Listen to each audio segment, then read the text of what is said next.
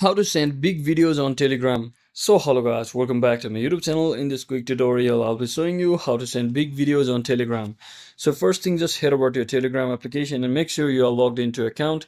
And once you're inside here, just choose any one of the chat where you want to send the video files to, the big video files to, and just now simply open up your file manager and simply choose or open or select the videos which you large in size and which you want to send to that particular person. So in this example, I will simply long press on that particular video which I will want to send and just click on more button over here and just click on compress.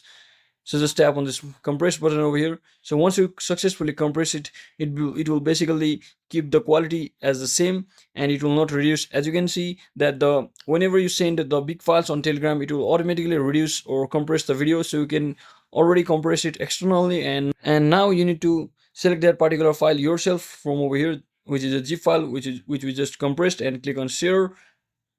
And now simply select the Telegram application from over here and select the chat to whom you would wanna send to and click on send, just like that. And that is exactly how you can easily send big videos on Telegram successfully. So that is it for today guys. I hope this video was informational. If it was, don't forget to like and subscribe to the channel. See you on the next one.